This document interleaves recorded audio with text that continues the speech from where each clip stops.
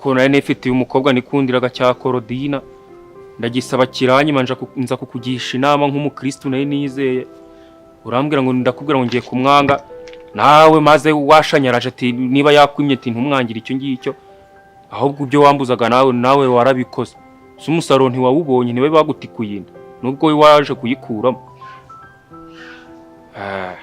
ariko pi iki nakugize iki kuryoza kumena ku muvyimba Ntuse ninjye wayiguteye nkaho ugiye kubinyegeka uvuze ko nyirugo yapfuye n'ubumuhitanye ariko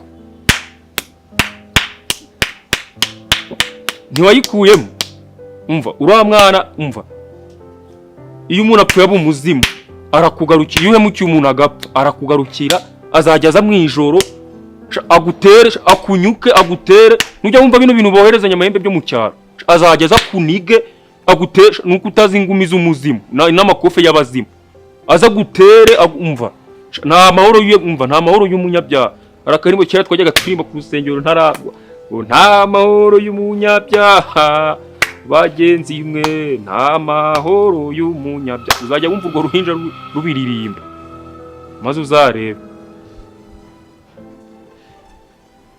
nta kindi wari kumbwira navuga iki kindi se nyine koko nibabeshe ayisaki zirikiye n'umuswe uraza ukayinoba pira nta kintu na kimwe usigaje hari icyo usigaje kuvuga ukavuga reka da ntacyo ngabwira ndagenda ariko nyine nawe wakumvishe mwa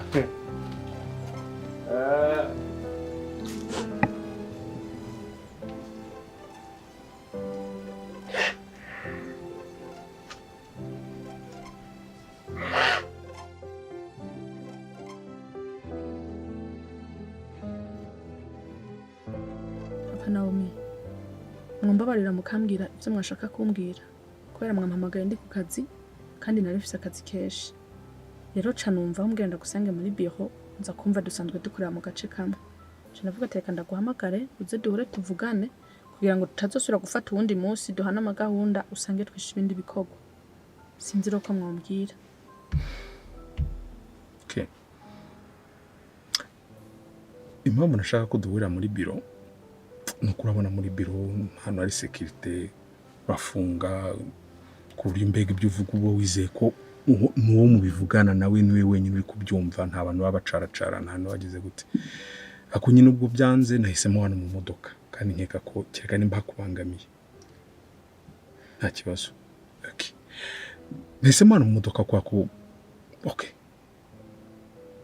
naho bitane no muri biro nabitane no muri biro none rero muganga byose tumaze kumenyerana cyane ntago mwajya gupanga ibintu bimeze nka biriya mutizeranye ariko ndi kubona rero ibintu twakoze kumbona nta musaruro biri gutanga nta nasinye ko operation yabayeho pe reba iminsi nirashize ntabwo nataka n'umunda habe na gatope urabona uko namuzana kwa muganga yarari gutaka mu nda none ubu ngubu wajya ngo nta n'ikintu kirimo najya ngo nta n'ikintu cyanabaye pe sinzi ikibazo gihari urasobanurira 4 jours déjà zirahise papa Naomi aho uri mukuri shabika bavyanse muce mutekereza murera umwana kubera uriya muti twamuteye niwo wanyumubaho tugira rero no kubabwira ijya minsi 3 nashaka vyibura ubucafu bwose buzoe bwamaze kumusohokamo sino yari kuvamwo bukeye bwaho kaba vyase rero nta kundi ni guca muri kumwana akabaho Doctor mbabarira ntiduserere sibyo kuko okay ntago nigeze mbikubwira ariko kuri aka kanya ndoburije kubikubwira kunde bw'umukundi pasteur ubashwe muri kino gihugu haba amasengesho mu rwego rw'igihugu bakantumira nkajyayo ngano numbwira ukuntu inkuru izasohoka ngo umwana wa pasteur yatwariye indi wabo mu rugo ibyo bintu byavugwa hehe nimba tuhagara ku gatuti tukavuga ngo mukora ibi nibi mwirinde inda mugire mute mwirinde ubusambanyi none twebwe tugahinukira mu ngo zacu abana bacu akaba ari bo batwara inda ubwo ikintu oya doctor gerageza indi operation ariko ubwo ntibishoboka ntabwo byakunda pe kandi nawe wanyumva. Papa Naomi nari nsanzwe ndabizi kuri pasiteri kuko nari maze kuza gusengera na hadi wawe. Hama ikindi naco utavyirengagije umenye yuko hari abantu irya miti itabafata. Meme na anesthesi ushaka batere gute imibiri yabo itigere ifatwa n'irya miti. Ubwo rona Naomi ashobora kuba ari muri abo. Bikaba vyanse mutekereze murera umwana canke turindire rega usanga birashobotse.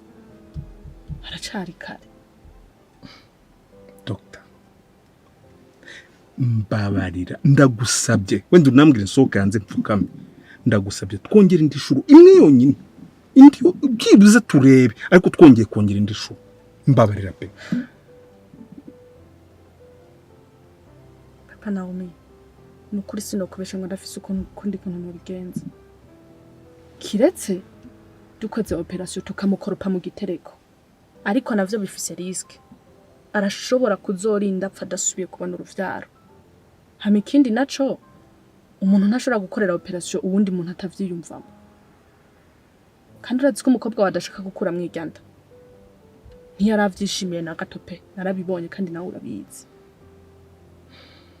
Hambavu yaho na operation ibera mu rugo urabizi navyo ni mpaka mu bitaro. Ivyo navyo naho vyobera kuko bitandukanye n'amategeko y'ibitari byari byo byose. Muga nta kosa ariko sorwa irindi. Okay, none se urabizi ko naguhaye amafaranga sibyo? Nje numva twagabana igihombo ukamereza moitié nawe ugasigara indi moitié ukagira icyo uyimaza nta kibazo bikarangirira aho ngaho nta kundi. Moitié Vyo ntibishoboka. Kubera ushimujya mutu nakaza amafaranga yose wampaye nakuyemwe amafaranga 100 gusa vya mendevre. Ayasigaye yose yakuzujya muti nabikubwiye twese ni watwemera. Ubwo rero oya papa Naomi oya pe. Habwiye bikunda wompaye n'ayandi. Muganga uvuze ngo iki?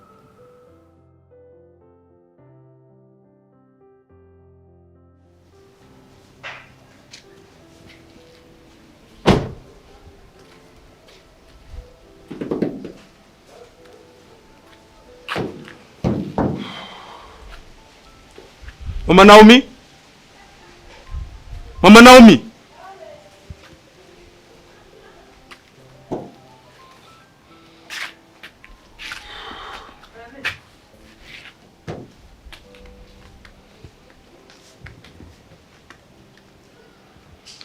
No marahari? Yego. Jya numbwira zawe. Kandi ari mugarukana. No!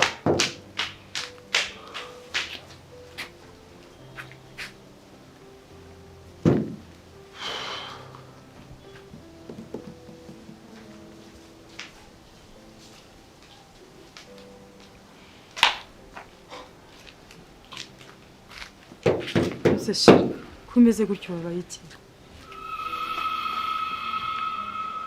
Iki?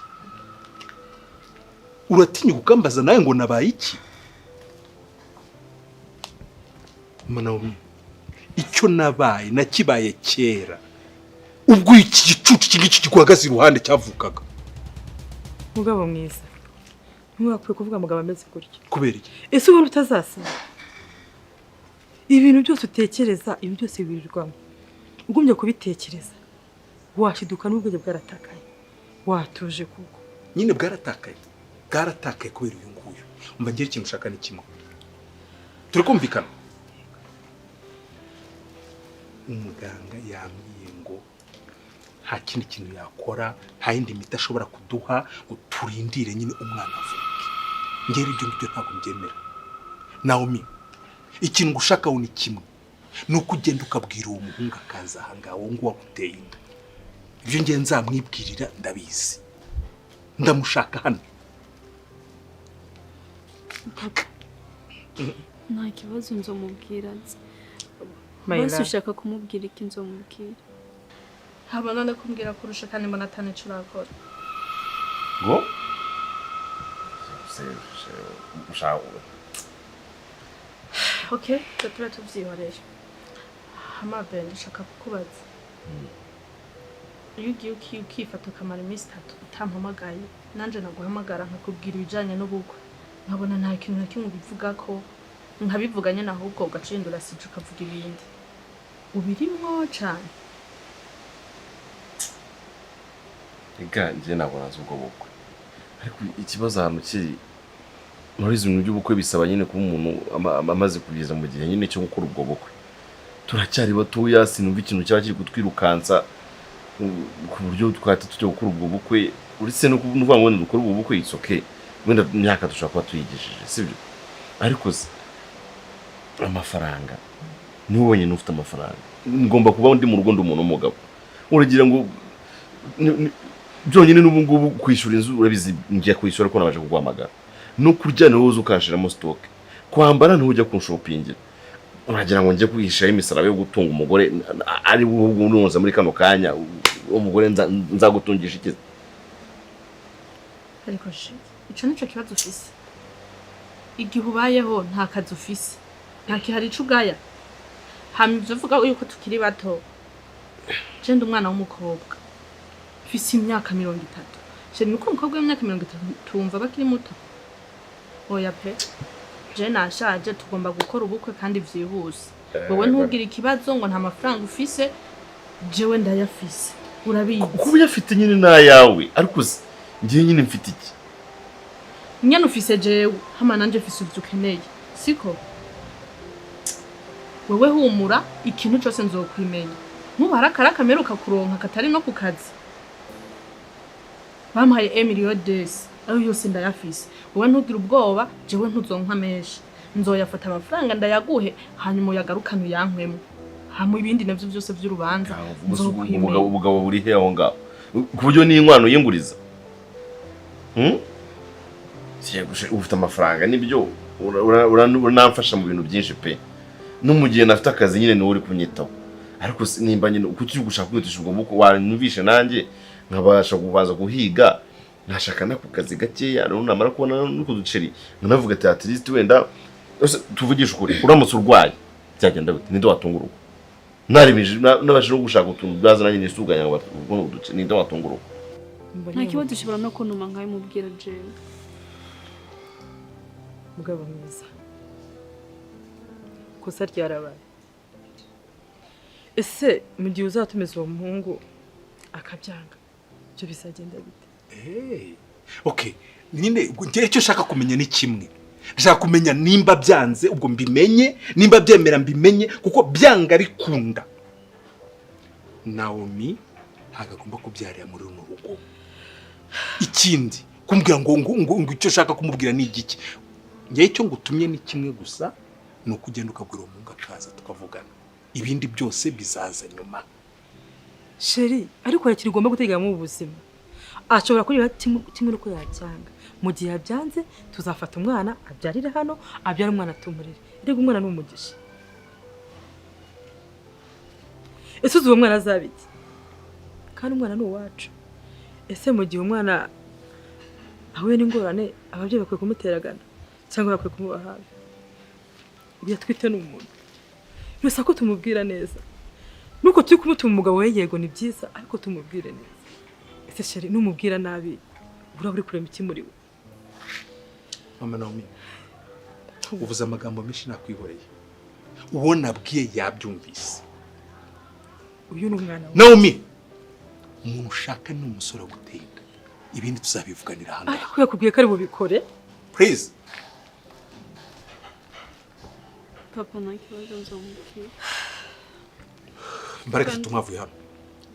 Genda mbwira papa. Nta kintu mvugana nawe mujyane mugende. Sheri please.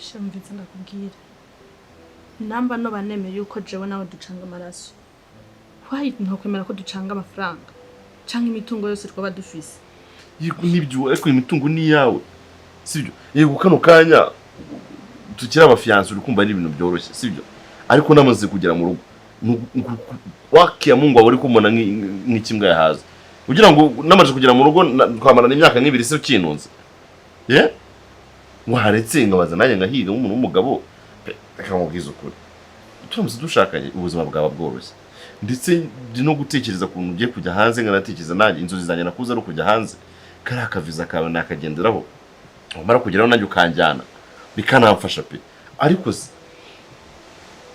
waretse nyine nk'umuntu w'umugabo nanjye ngashaka akazi ukagira nimba wishyuye inzu nanjye nkaba nahaha cyane maze ukishyura inzu tugafatikanya nyine atari kuvuga ngo mbaye nk'aba basore nyine bahita bumva nyine ngo umukobwa afite ibiceri ngo bahita baza gutyo gusa baje bakurikiye amafaranga yawe nibyo uri gushaka nze nta rukundo runzanya nkurikiye amafaranga yawe shiri humura sinzi uvuga mu nshingano z'umugabo cyembona nk'umunezero ntanyugo nta bindi bintu mba numva ashaka ivyo ujejwe kuri jewe n'ibingibi navyo kandi urabikora nkumva nyane ubikoze neza ibisigaye navyo vy'amafaranga n'ibiki bibe bindekere shira mu mutwe gusa ko tugomba gukora kandi atari kera nyine umva jewe cyambere nuko mubwiye nyine imba mutima zanjye utazaba nk'abantu nyine barenganya umuntu ngo okay it's okay ntari it's okay yeah hamkindi naco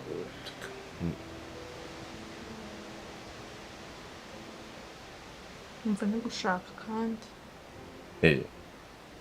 shida reka tubandanya na nikoga kugira byo birabasuze gutaha nanje aka kanya kwe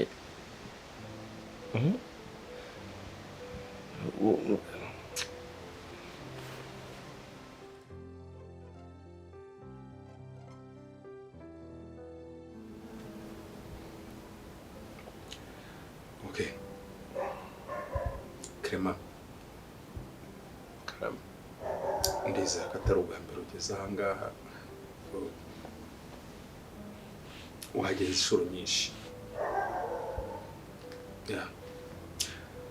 Nkeka ko n'iki cyatumye tuguhamagara urakizi cyane kubera ko ni wowe uzi ikibazo ufitanye na Naomi. Kayo mpamvu twaguhamagaye kugira ngo dusobanurire se urateganya iki uragira gute kubera ko kuri aka kanya yewe ntagiye guca ku mpande ntagiye kugira gute ndashaka ko nawe umvira hanga yes ko rero wowe ijambo ni ryawe kugira ngo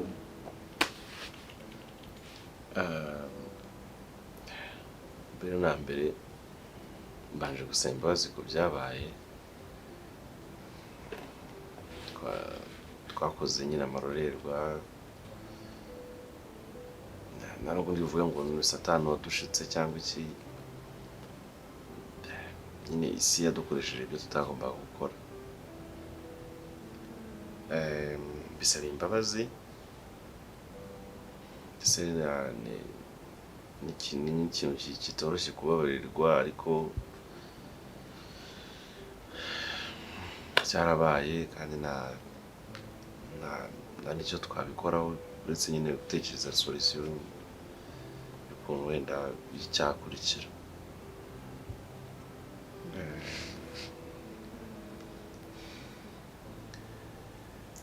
cyakurikira icyakurikira ni uko umufata ukamujyana utibura kugira ngo rwose ngo umufate umusabe umufatire mu mukwe oya umujyane kuko ntabwo dushaka azabyara umwana akajya umwana muri runo rugo umwana udafite ubuhamya umwana ufite ikizira urabizi ko kubyara mu rugo ukabyo ni ikizira urabizi se rwose urakoze kuba umujyanye niba wumva ntabwo nasobanuraga umujyanye Clement ntabwo ari ukuvuga wihangane ntuzamusuke ntabwo uvuga neza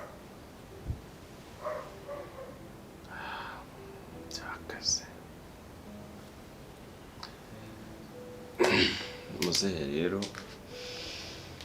urumva mu buzima nyine biba bitunguranye akitegura nako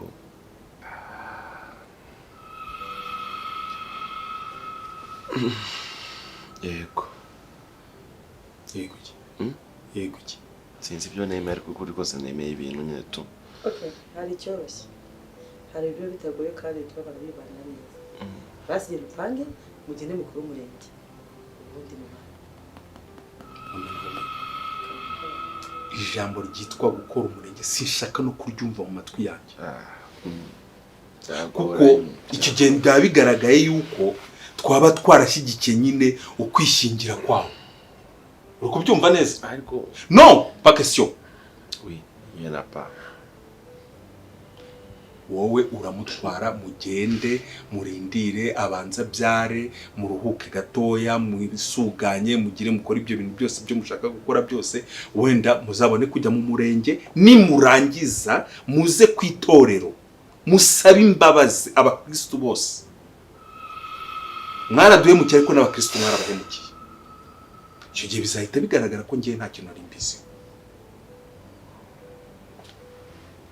Daddy jewe siniteguye kuja kubana na Clem kuko sinigeze ndamukunda n'umunsi n'umwe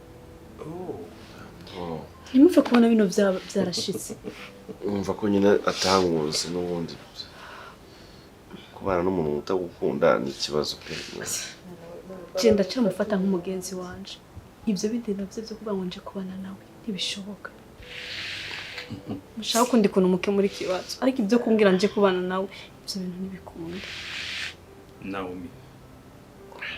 Naomi Sadad ukurikije ubwenge ufite n'imyaka ufite urumva noneho n'uvanga uri bugeheye kuko kandi ugomba kuva muri runo rugo ese ubundi kuri kwivugishwa gutyo ubundi mu igihe wajyaga ugiye kuryamayo wamufataga nk'iki uyu nguyu sobanura wamufataga nk'iki urumva ibyo si ngombwa ibiri ngombwa ni ibiri ni nk'umuntu w'umugabo nubwo wabura agace nyine ari kwanga nyine ko mba umugabo awujyana neza ikibazo ntabanza nyine nkagenda ngatekereza icyo no kwisuganya cyane ko nawe wumva atarabasha kunyiyumvamo ngo nkunde akaba bitekerezaho nyine tukareba ku kibazo nyine twagihuriza hamwe wenda n'ejo cyangwa se ejo yaho akabaye Clement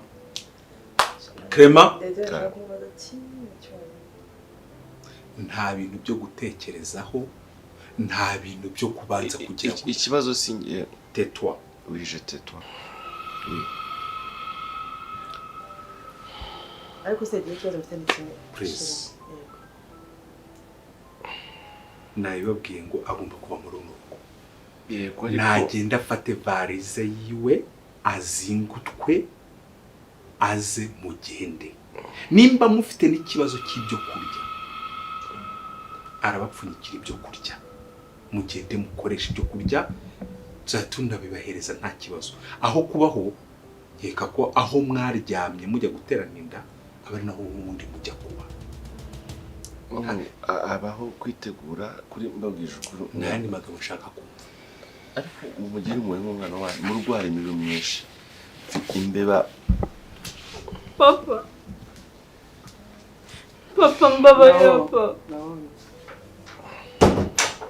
jyana Clement ikibazo cyose muzagira ujye umpamagara nzagikemura ikindi Clement ntabwo uribaza ukuntu umuntu nkawe utagira shinge na rugero udashinga utabyina cyo gutera umurimo cyako byibuze ngo wamutenda afite hava hazima nkawe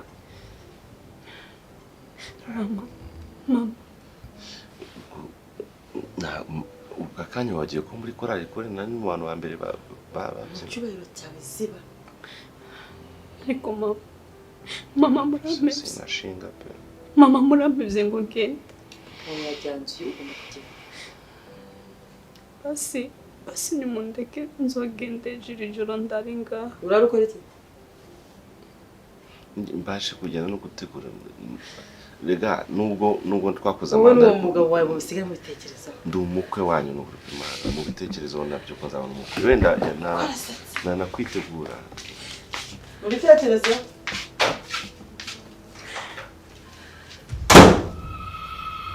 nawe byakongera umuco wanuze